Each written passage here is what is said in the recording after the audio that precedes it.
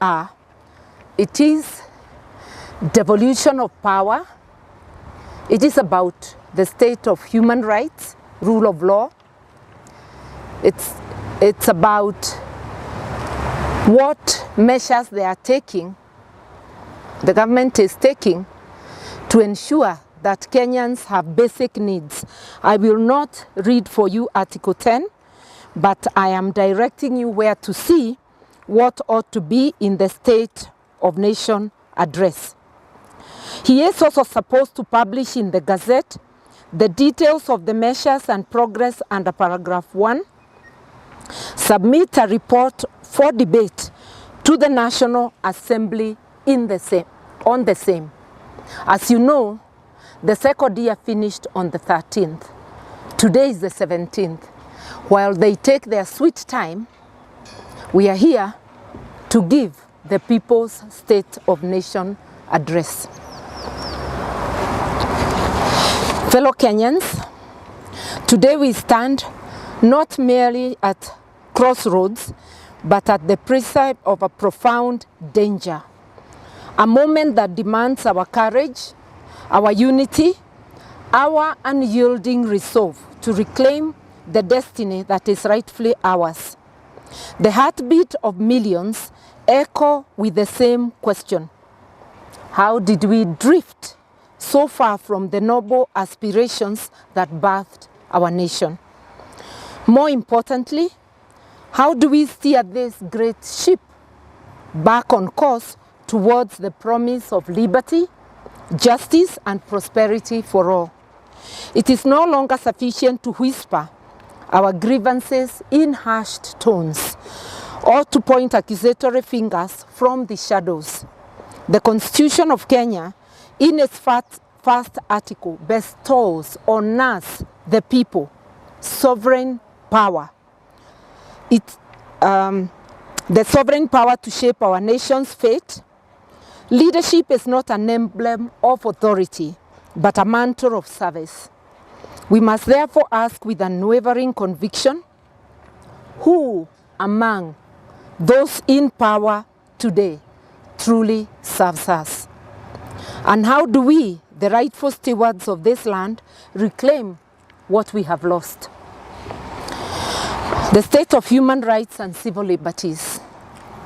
A government's foremost duty is to safeguard the welfare of its citizens, and especially their fundamental rights and freedoms as provided by our foundational principles in Article 10 and the Bill of Rights. The Kenya Kwanza administration, during the recent Gen Z protests, through use of security agencies who included snipers, trivialized the right to life by the wanton killing of peaceful and armed protesters, mainly the youth. Over 60 people, according to the Kenya National Commission on Human Rights, lost their lives. Over 60 others still missing, hundreds injured, some gravely, with close to 200 hospitalized.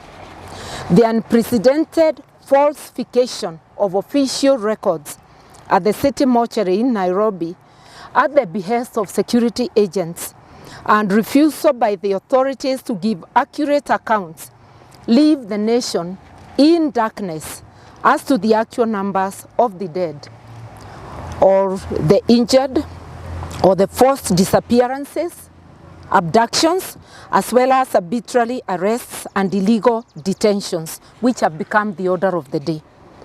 The case of the abducted persons, who include the Langton brothers Jamil and Aslam, and Bob Jagi, which is now before the court, is a sad reminder of this. These murders, abductions, arbitrary arrests, harassment, and intimidation, including of the media, are all instigated to deter Kenyans from exercising their human rights and civil liberties, and especially the rights to protest and picket. They are the Ruto administration's response to the peaceful Gen Z protests. Today, protests have virtually been outlawed by the unconstitutional actions of the regime of setting up police to obstruct and unleash brutality, arbitrary arrests, abductions, and murder, instead of respecting and protecting human rights and civil liberties and facilitating their enjoyment by citizens. The Kenya Kwanza administration obliterates and violates these rights. We must not accept it or even acquiesce in this abrogation of our rights and calculated assault on our constitution. Corruption and impunity. Remember, Article 10 talks of transparency and accountability. The corruption is a venom that courses through the veins of our society, poisoning every institution it touches. The Auditor General estimates that 1/3 of the budget, approximately, which is close to 1 trillion, is lost annually. This is not merely a statistic, it is the stolen dreams of millions. The unbuilt schools, the unstocked hospitals, the unpaved roads, the education of our children, and much more. A conviction rate of 12.7% for corruption cases is a travesty of justice. It sends a chilling message that those who rob the public coffers do so with impunity, shielded by networks of complicity. The recent scandal involving 17 billion Kenya shillings in fraudulent fertilizer contracts, also known as the fake fertilizer scandal, underscores the brazenness in which the corruption is conducted. Our criminal justice system has failed us, and so has the Ruto regime. We must uproot this cancer with determination and vigor. It demands not only robust legal frameworks, but a cultural shift, a collective repudiation of graft in all its forms. The fight against corruption is not the responsibility of a few, but the duty of every Kenyan who yearns for a nation where integrity reigns supreme. This cannot be achieved under an administration that makes every effort to undermine the justice system by orchestrating withdrawal of economic crimes cases against the ruling elite and their cronies, or the undermining of such cases by the prosecution failing to present readily available evidence to the courts, like failing to call witnesses. Cases of land grabbing are also on the rise, with both private and public land being targeted. The state appears to be under the control and capture of corruption cartels. The state of devolution, a promise unfulfilled. When we embraced the 2010 Constitution, we ignited hope and belief that governance would finally be brought to the doorsteps of every Kenyan. Devolution was our collective pledge to ensure that no voice would go unheard, no community overlooked. Yet today, that beacon flickers perilously, threatened by those who seek to centralize power and silence those at the periphery. Article 174 of our Constitution envisioned devolution as a vessel for democratic and accountable governance, a means to enhance public participation, and a bridge to unify our diverse nation. However, the stark reality confronts us. The Kenya Kwanza government has systematically eroded this foundation. The Controller of Budget's recent report is a glaring testament to this betrayal. Only 52.3% of allocated county funds have been dispersed. Our counties are starved, their services crippled. In Kakamega, the county's referral hospital shelves lie barren, depriving our people essential medicines for months on end. This is but an example of the health crisis in the counties. The pledge by Kenya Kwanza to increase funding to the counties has been discarded, leading to the current stalemate between the county governments and the national government over Kenya shillings 20 billion. This regime finds it easier to defund counties, affecting services to over 54 million Kenyans, rather than reduce the wanton spending by the ruling elite. This is not mere negligence, it is calculated subversion of our constitutional rights, the push to reconcentrate power at the center. It's nothing less than an assault on democracy, a brazen attempt to reverse the hard-won gains of devolution. We must, with every fiber in our beings, defend this cornerstone of our constitutional order. Let it be known, any endeavor to dismantle devolution is an affront to the will of the people of Kenya and shall not be tolerated. My brother, Dr. Mukisa Kitui, takes over from there.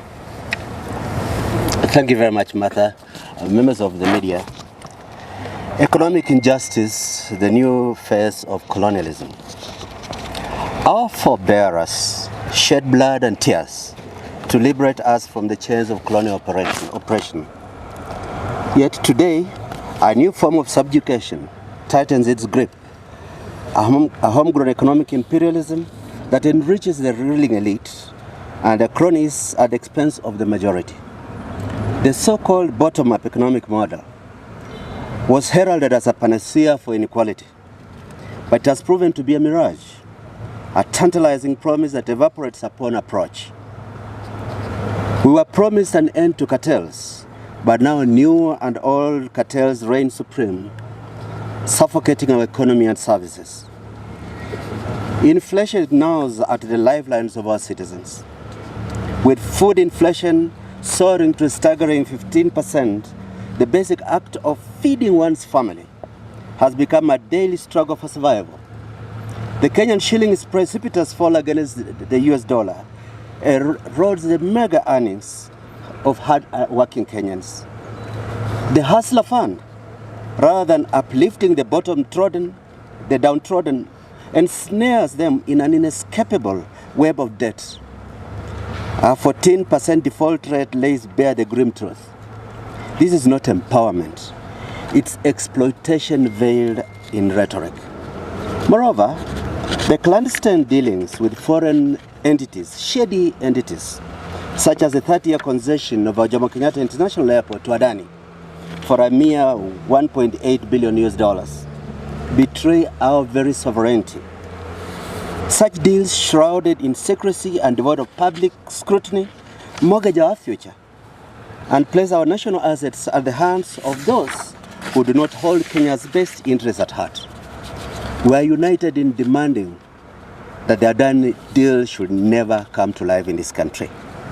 These agreements must be subject to rigorous examination to safeguard the interests of our people. In the mineral lands of Kwale, our brothers and sisters witness the plundering of their heritage. The wealth beneath their feet translates not into schools and hospitals, but into profits for a select few, while communities languish in poverty and suffer from environmental catastrophes like lead poisoning. The same is replicated in mineral-rich counties of Kakamega, Migori, Taita Taveta, Kitui, just to name a few.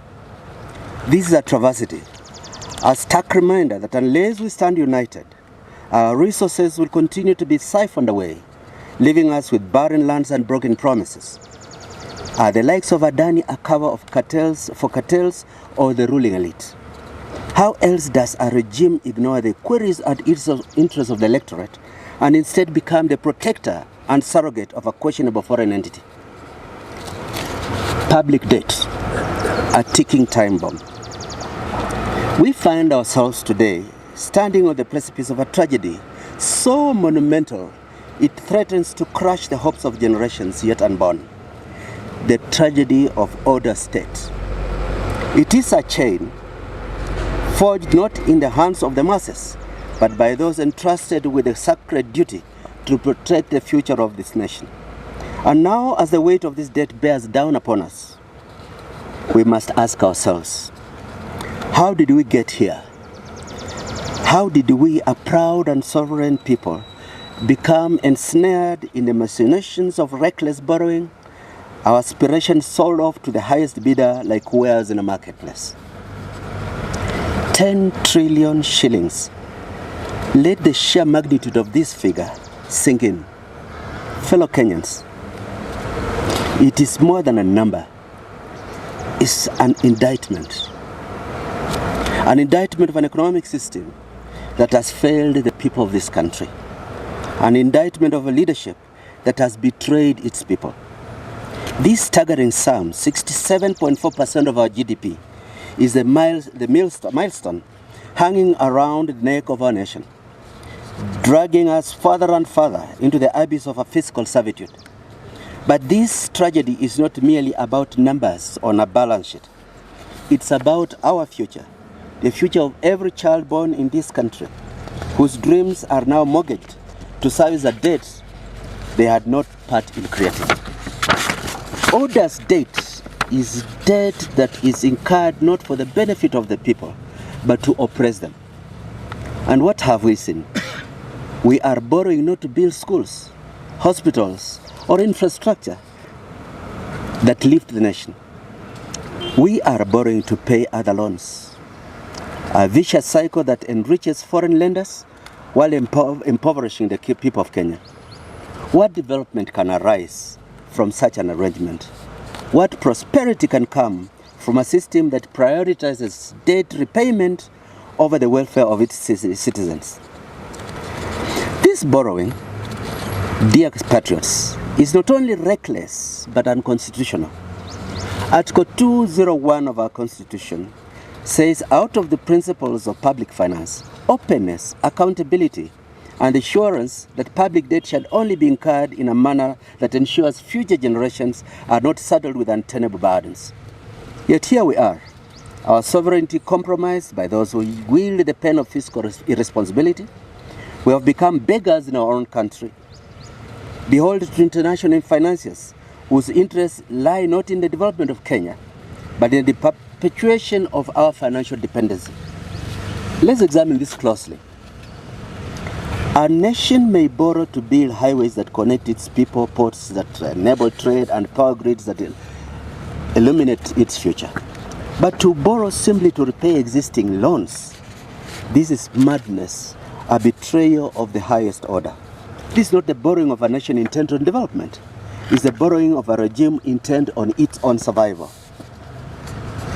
The funds are not being used to uplift the people, but to stave off the inevitable collapse that comes when greed and mismanagement become the order of the day. And let's not forget the recent Eurobond, issued at a punitive interest rate of 10.37%. What does this tell us about how the world views Kenya? We are no longer seen as a nation of hope, but as a nation of risk, a place where lenders demand exorbitant returns because they doubt our ability to repay. And don't you forget, the Eurobond was borrowed at a rate higher than the interest on the mature debt that we were offloading. We borrowed more expensive money to pay for cheaper money. That is kicking the can down the road for the next generation to suffer. This is the price of fiscal irresponsibility, and it's a price that will be paid not by those in power, but the mwananchi, the ordinary Kenyan, who wakes up every morning to eke out a living, only to find that their hard-earned money is being used to service debts that never benefited them and they never agreed to. Consider this, 54% of our revenue is now funneled into debt repayment. Over half of our national income is being siphoned away, leaving us with mere scraps to address the pressing needs of this nation. Schools are collapsing, hospitals are underfunded, infrastructure projects have ground to a halt, not because we lack the resources, but because those resources have been squandered. The dreams of development have been traded for the nightmare of austerity, all in the name of servicing a debt that should never have been incurred in the first place. What we are witnessing is a form of modern day colonization, not by foreign powers with guns and flags, but by faceless financiers and shadowy intermediaries. We are being colonized by debt. Our sovereignty, our very ability to determine our own future is being sold off piecemeal in the form of bonds, loans, and financial obligations that do nothing but enrich those who hold them. But this is not the Kenyan way. Our forefathers fought, bled, and died for the right to self-determination. They did not fight for us to be reduced to a status of financial serfs, chained to the whims of leaders whose only interest in Kenya is how much profit they can extract for themselves. We, the people, must rise and declare this, that it's enough. Enough is enough. We must demand transparency in our public finances. We must demand that every shilling borrowed be accounted for, and that it be used for the public good, not to line the pockets of the powerful. We must demand that our leaders stop mortgaging our future and start investing in it. And above all, we must demand that the Constitution be upheld, that borrowing for debt repayment be stopped, and that public resources be used to develop the nation, not to enrich a select few. Fellow Kenyans, the hour is late, but it's not too late. We can still turn the tide. We can still reclaim our nation from the grip of debt and fiscal irresponsibility. But to do that, we must act.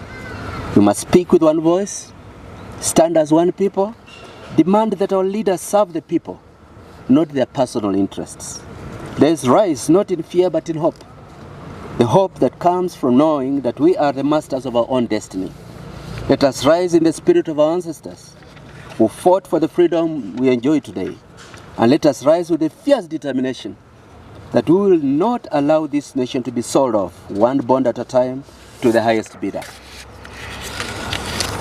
This, fellow Kenyans, is our time for action. It is our moment. Let us seize it with both hands and forge a future where Kenya is not beholden to fallen creditors, but stands proud and free, a nation of prosperity, justice, and hope. Thank you, my colleague. You can speak up from there. So I will now address the sixth issue, the state of the nation, that is health care, which we describe as a system on life support. Health is not a privilege reserved for the affluent. It is an inalienable right of every Kenyan, yet our healthcare system teeters on the brink of collapse, a victim of neglect and misguided policies. The introduction of the Social Health Insurance Fund, SHIF, was touted as a revolutionary step forward, but in practice, it has become a burden. Extracting 2.75% from already strained households without delivering tangible improvements. Essential medicines are scarce. 32% of public health facilities report chronic shortages, with a doctor-to-patient ratio of 1 to 6,355. We are failing to provide even the most basic medical attention. In our rural heartlands, this ratio is even more dismal, leaving thousands without hope of timely care. Without addressing systemic issues, SHIF is a facade, a superficial remedy that fails to heal the festering wounds of our healthcare system. We cannot, in good conscience, allow our people to suffer and die from preventable causes while funds are misallocated and mismanaged. It smells of cartels, and indeed legitimizes cartels in the health sector. No wonder Adani Group proposes to run it. The seventh issue we want to address is on education, which we are really describing as mortgaging the future of this country. As we stand at this crossroads, with the weight of history of our nation hanging in the balance, let us not mince our words. The erosion of access to education is a betrayal of the highest order. The introduction of the verifiable scholarship and loan funding, VSLF, model represents a monumental affront to the very essence of our constitution. And we are happy to report that we are here joined by University of Nairobi student leaders. A callous disregard for the promise enshrined in Article 43, Subarticle 1F of our constitution, which guarantees every Kenyan the right to education. In its implementation, this regime has failed to consult the people, choosing instead to act unilaterally, and in doing so, it has deepened the charge of inequality that threatens to tear the fabric of our society apart and to deny the poor access to education. The VSLF model is not just a policy failure. It is an ideological assault on the most vulnerable among us. This shift from public responsibility to private burden is nothing less than a transfer of wealth from the powerless to the powerful. It is a tactic designed to push young Kenyans and their families into deeper financial despair, forcing them to carry the weight of a system that should, by every moral and constitutional measure, support them. We must call this out for what it is: a deliberate attack on the Kenyan dream. A nation that refuses to invest in its youth and sees education as a privilege rather than a right is a nation doomed to the shackles of poverty, ignorance, and oppression. We cannot allow this betrayal to stand. And we hope when President William Ruto gives you the State of the Nation address, we hope he will speak to this issue of the education. This is not the first time this regime has attempted to rob Kenyans under the guise of progress. We saw it with the Finance Bill 2024, an unjust tax burden that sought to extract from the poor while insulating the wealthy. Kenyans rose against it, rejecting a system that prioritized the comfort of a few over the livelihoods of millions. This new funding model is cut from the same cloth. It seeks to exploit those already struggling under the weight of a broken economy. Just as we rejected the Finance Bill, so too must we reject this oppressive and unconstitutional university funding model. But this injustice does not stop at university education. It permeates every level of our education system, from primary to secondary. The introduction of the competency-based curriculum, CBC, which restructured our education system into junior secondary and senior secondary, was heralded as a transformative step towards a better future. Yet, what have we witnessed?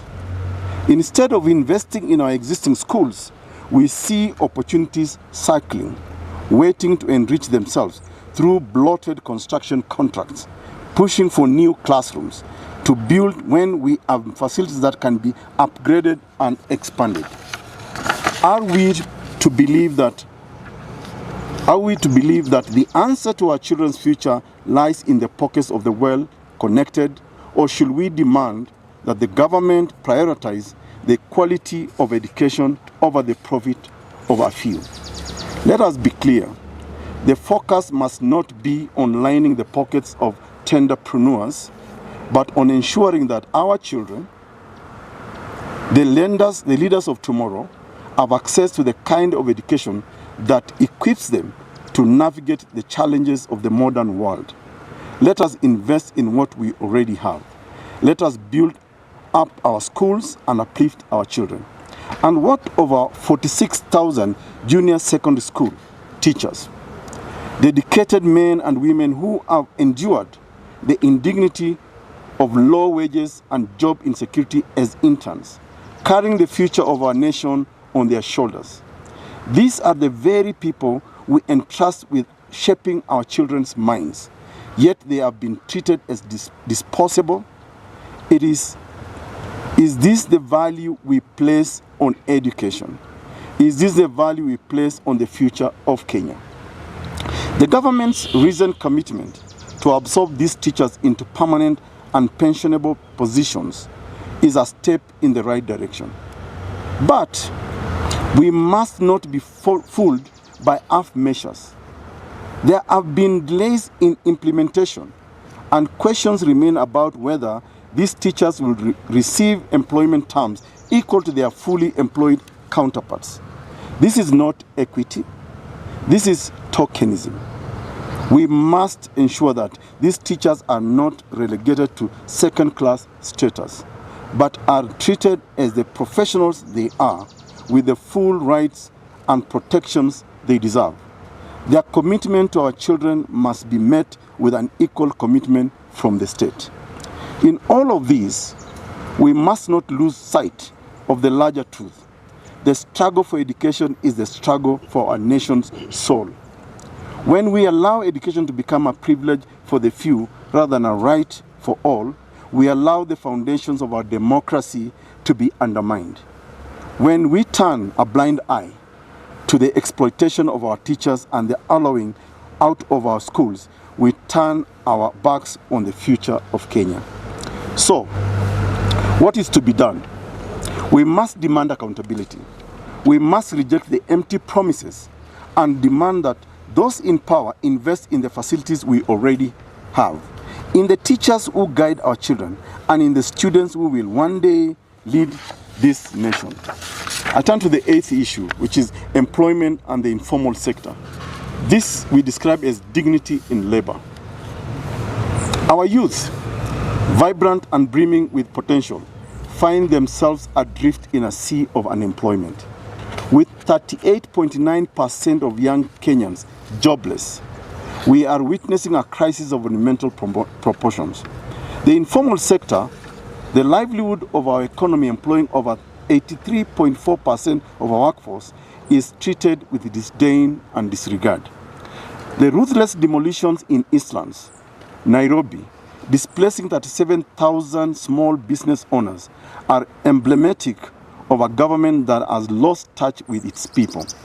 The border riders, the mamambogas, the artisans, they are not mere statistics but the heartbeat of Kenya.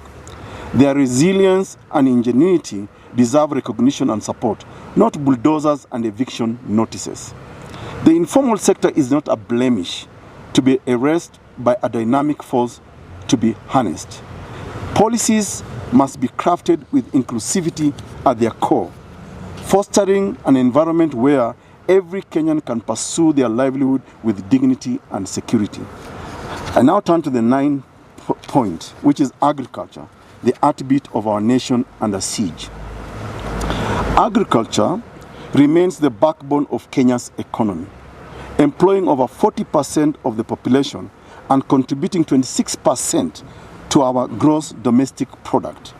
Yet today, our farmers, the lifeblood of our nation, are under siege from a system that has turned its back to them.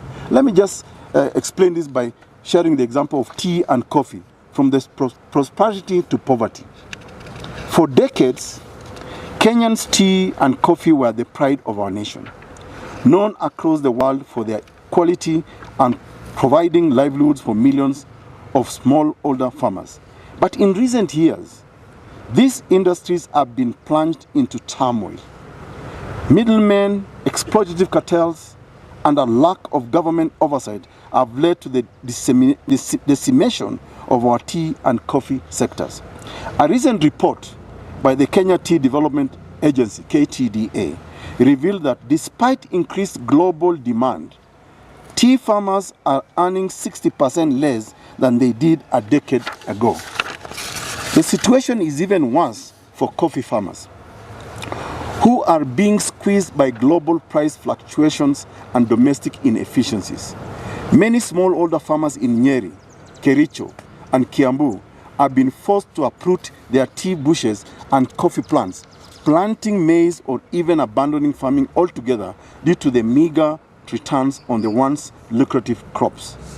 The fake fertilizer scandal orchestrated by this regime callously undermined our food security and demonstrated the extent to which the ruling elite are willing to go to enrich themselves at the expense of starving Kenyans.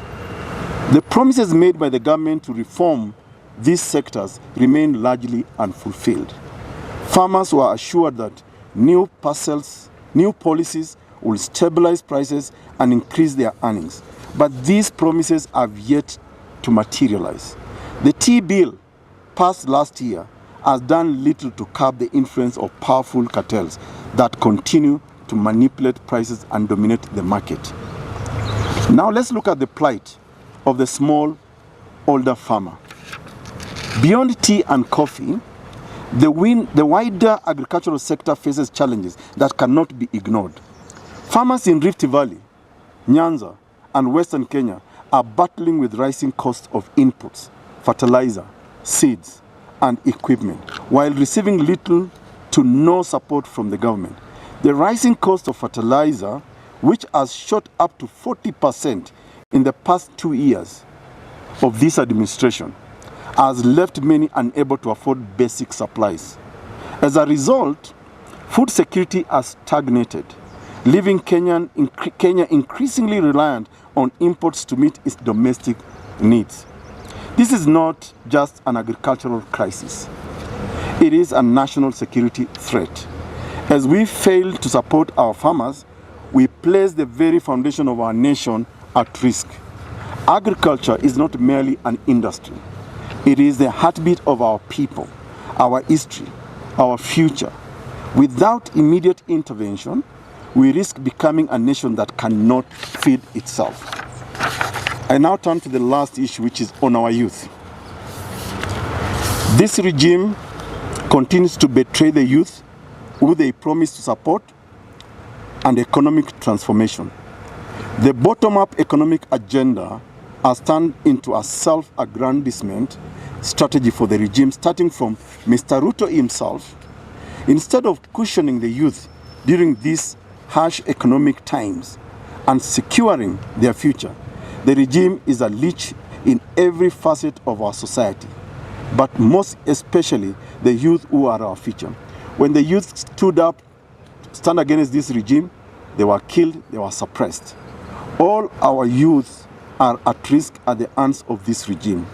Funds for critical dockets such as education, health, and social economic projects are being siphoned away, mortgaging their future. In conclusion, we want to say as follows. Fellow Kenyans, the hour is late, but it is not too late. The challenges before us are formidable, but they are not insurmountable. We are the descendants of warriors, and we must fix this country. And this regime and freedom fighters of men and women who faced down imperial powers to claim our independence. The same indomitable spirit resides within us. Let us rise together, not in despair, but in hope. Let us reclaim the promise of our Constitution, holding our leaders accountable and demanding the governance we deserve. Let us stand as one people and united by our love for this land and our unwavering belief in its potential. The future of Kenya is not written. It is ours to write, to shape. We are the architects of our common destiny. Let us all, in one accord, forge a path that honors our past, confronts our present, and secures a brighter tomorrow for generations to come. May God bless you all. May God bless Kenya. Thank you very much. We thank you for your patience in listening to that People's State of Nation address. It was quite elaborate, but we invite one or two clarifications. Asha, will you take questions? We can take questions. Anyone who has a question or clarification, and we'll be sharing the statement. Yes. Kindly introduce yourself and the media house.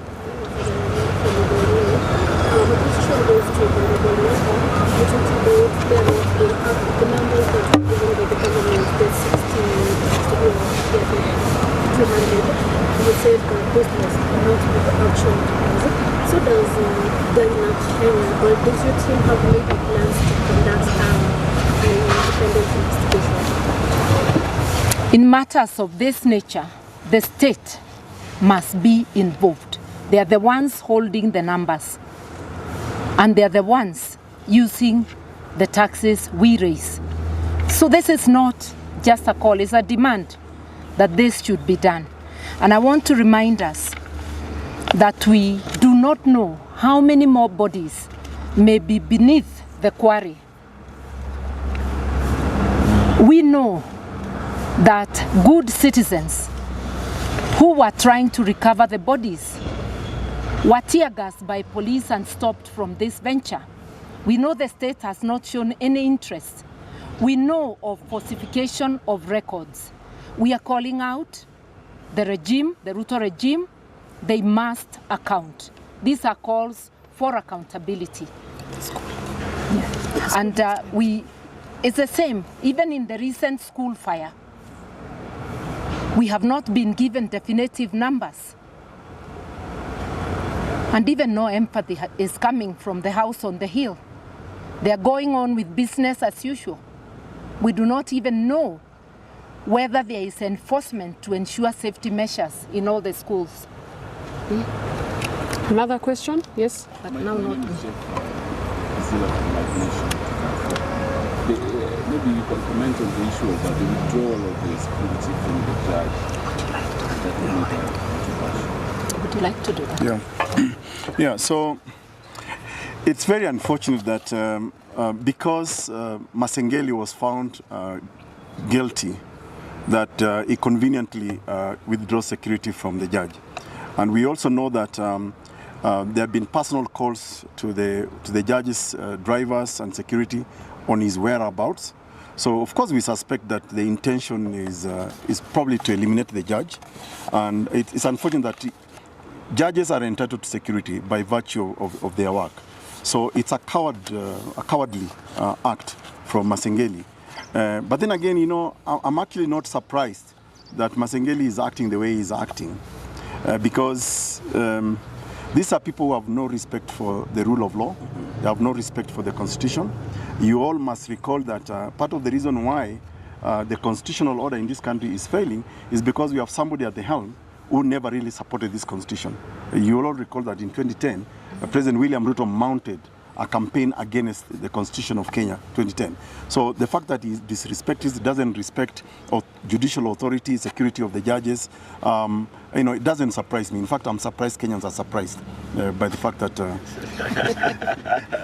this president doesn't respect the rule of law. But it is very, to be honest for you, it's very mediocre of him to actually do that. We know it's because Masengeli is supposed to be, and you know, the tragedy of this is this.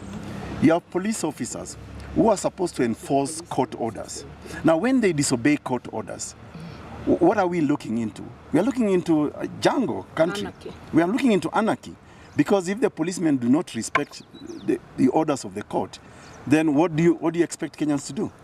This is anarchy in the making. And President William Ruto should be held accountable for that. I don't even know why he appointed this fellow Masengeli. But just one point to add on to that. Remember, the Constitution makes the employer of every policeman, not the president, not anybody, but the people of Kenya through the National Police Commission. We want to ask the National Police Commission to wake up. They are in slumber. They should sanction their employee, one Masengeli. And if they are afraid of Ruto and his regime, they should go home and not take our money for work not done.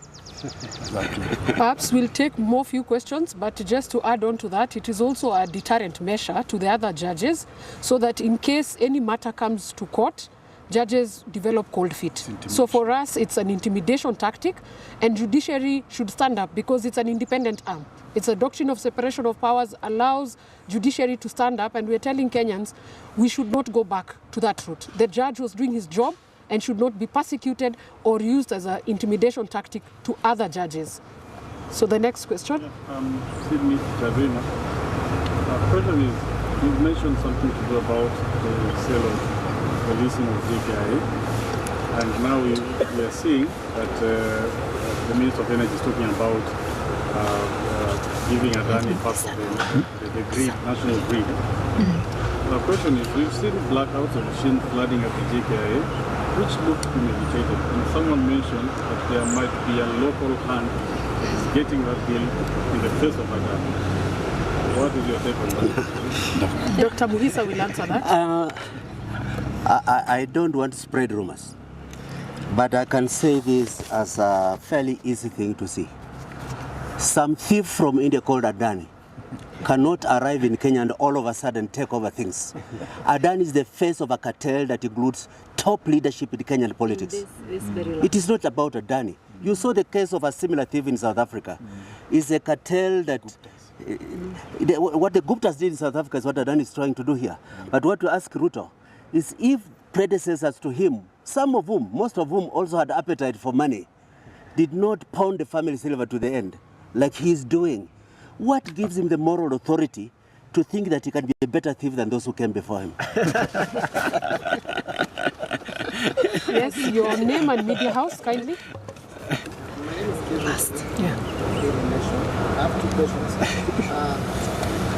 What can you, in a scale of 1 to 10, how can you rate this regime? And maybe going forward, can we expect to see this team working together? F for failure. And you are asking about this team? Yes, let Dr. Muhisa emphasize that about the team. You know, there is a national failing in Kenya that if a few people offer leadership on critical matters, the rest of us go into retirement and let them do it for us. For a long time, Kenyans have asked Raila to carry the burdens for them, ask the questions on their behalf. And when Raila crosses over, they start feeling that it's a desert. Similarly, when Gen Z started showing that there's still the blood of national pride in a young generation in this country, a lot of others stepped back and said, let the Gen Zs take it. But what message are we saying? We share responsibility for the tomorrow of this country. We have shared experience and pride about service in public life, where we have served with integrity, without letting greed override us. And we say, we are called upon to start renewing our commitment and offer dutiful service to Kenya. We are part of a progressive effort that must reclaim our country. We are just starting now the re-engagement. You are not only going to see us together, you're going to see us with many more people who share the solid commitment and patriotic duty for a clean, decent Kenya. That's not the laughing stock of Africa, but the pride that it once was. Maybe a vote of thanks by one or two of the youths accompanying us. Yes, we are grateful to our leaders who have come together to speak on the issues that hurt the country.